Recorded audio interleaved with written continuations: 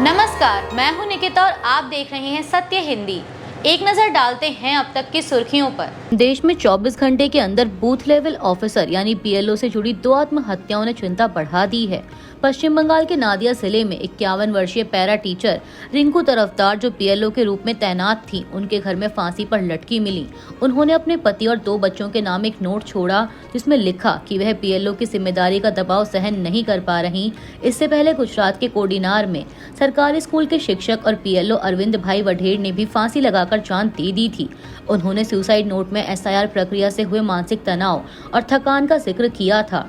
इस हफ्ते देश के कई राज्यों जलपाईगुड़ी, कालना और केरल में भी पीएलओ की मौतें दर्ज हुई, जिनका सीधा संबंध काम के दबाव से बताया जा रहा है।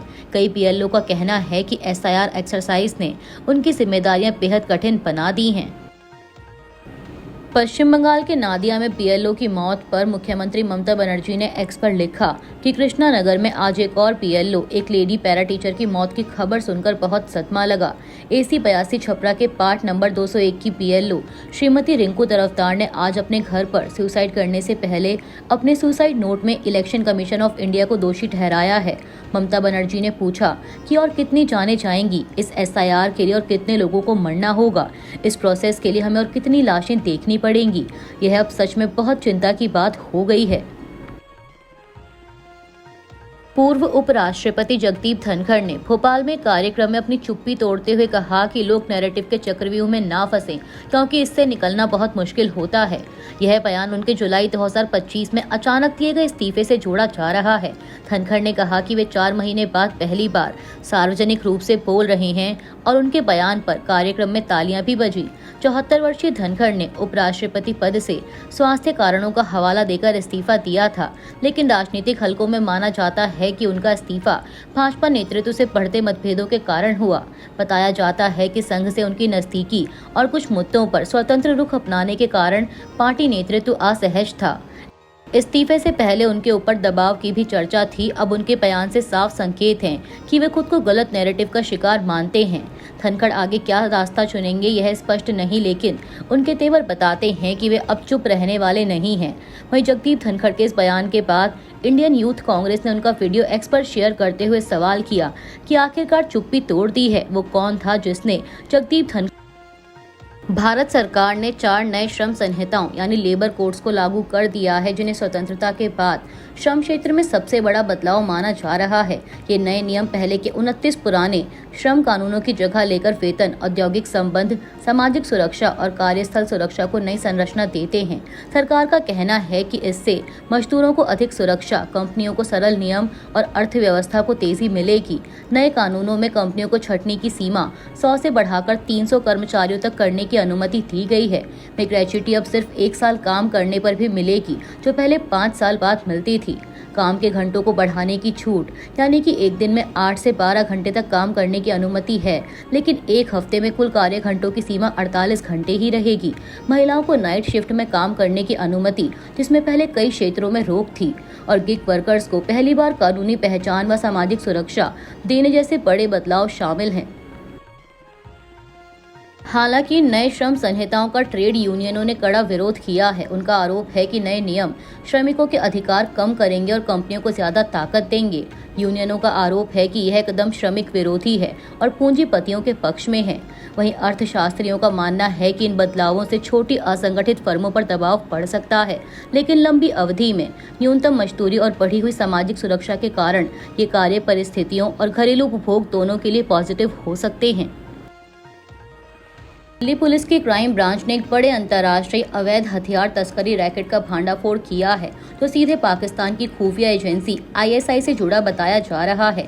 यह नेटवर्क ड्रोन के जरिए पाकिस्तान से पंजाब में हथियार गिराता था और फिर इन्हें लॉरेंस बिश्नोई, बम्बीहा और गोगी गैंग जैसे अपराधी गिरोहों तक पहुंचाया जाता था। पुलिस ने रोहिणी से पंजाब और यूपी के 4 लोगों को गिरफ्तार कर और इन हथियारों में 10 अत्याधुनिक पिस्तौल बरामद की, जिनमें तुर्की और चीन में बनी बंदूकें शामिल हैं।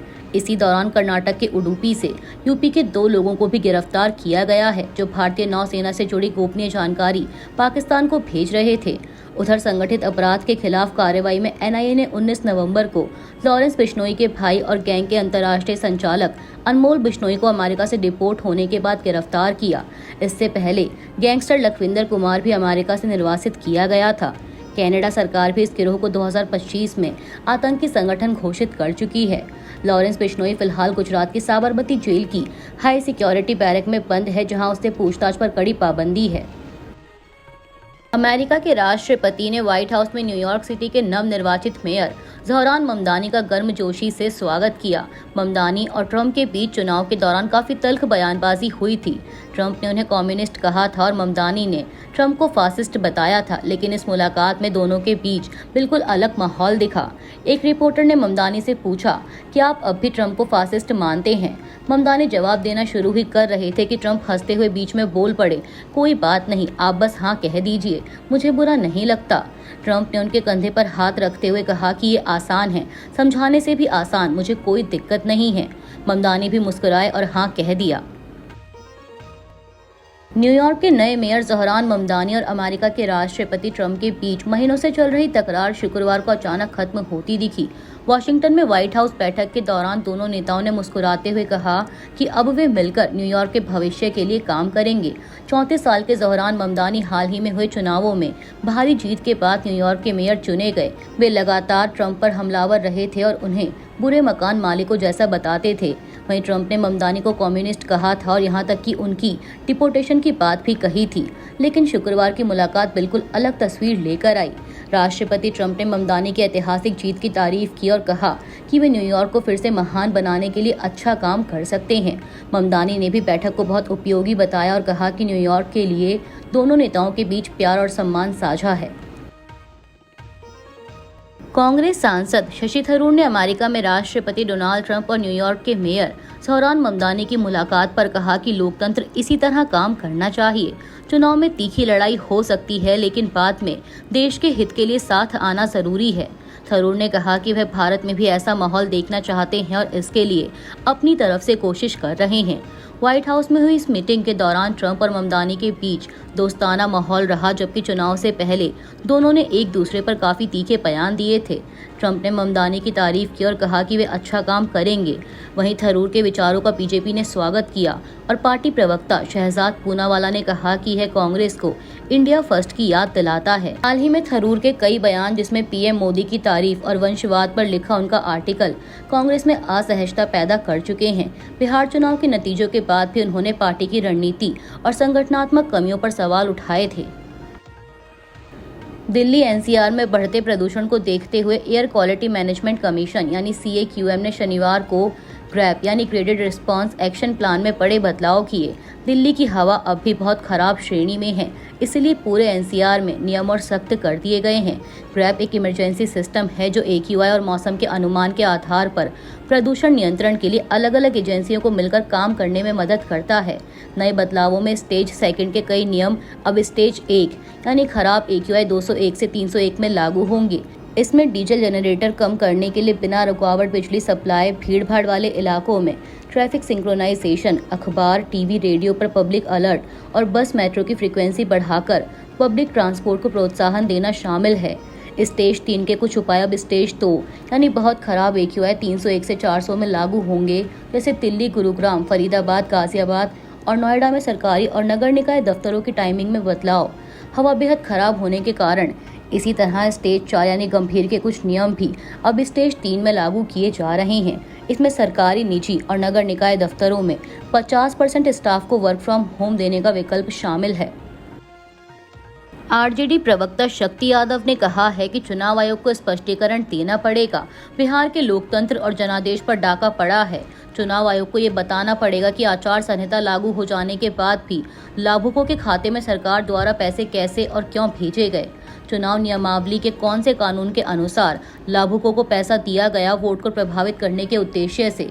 जिस तरीके से सरकारी एजेंसियां और चुनाव आयोग जैसी संस्था पूरे तरीके से सत्ता प्रतिष्ठान के आंगन की शोभा बनते जा रहे हैं, ये देश के लिए खतरे की घंटी है। जब वोटों की डकैती ही होती रहेगी तो चुनाव आयोग जैसी संस्था के होने और ना होने से क्या फर्क पड़ता है। एक ही आदमी गुजरात में भी वोट दिया, वहीं दिल्ली में भी वोट दिया और वहीं बिहार में भी वोट दिया। सासाराम में एक ट्रक ईवीएम मशीन कहां से आए? ईवीएम जहां रखा हुआ था वहां के कैमरे कई जगह बंद पड़े मिले, ये कौन किया?